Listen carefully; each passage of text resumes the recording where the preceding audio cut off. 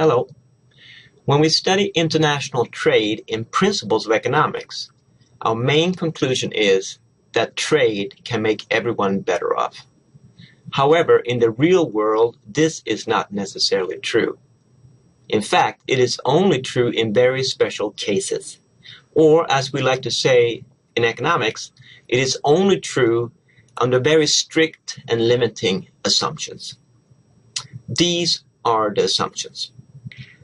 We assume the world is perfect, which means that markets are perfectly competitive. There are no market failures, no negative externality like pollution, no positive externality like the spread of technology between industries, no public goods like national security, and there is not even any excessive amount of unemployment. We also assume that all countries are small, so that no country can affect the world price or the terms of trade. In addition, we like to assume that there is only one factor of production, labor, and all workers are identical.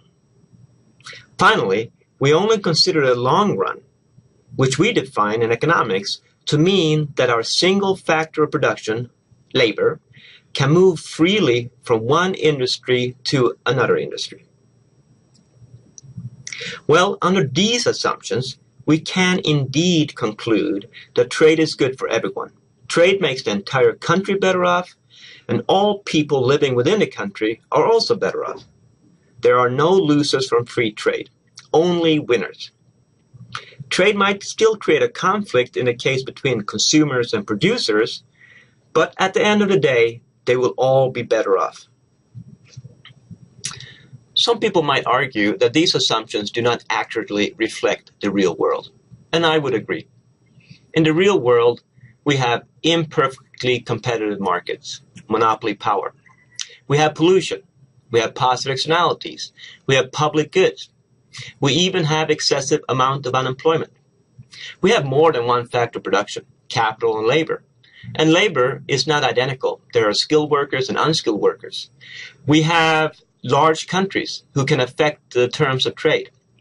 We even have a short run, which means that workers cannot instantly move from one industry to the next. In this more realistic world, the impact of free trade on nation, and especially on groups within nation, is not so clear.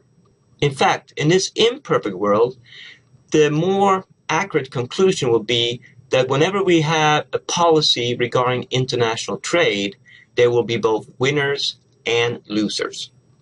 It is still true that in the vast majority of cases, the benefits associated with freer trade are greater than the costs associated with freer trade.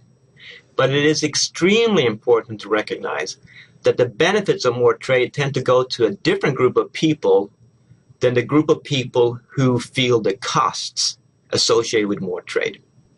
So although most economists favor international trade, me included, we have to recognize that there are both winners and losers, and we might want to establish a political process that recognizes this fact as well.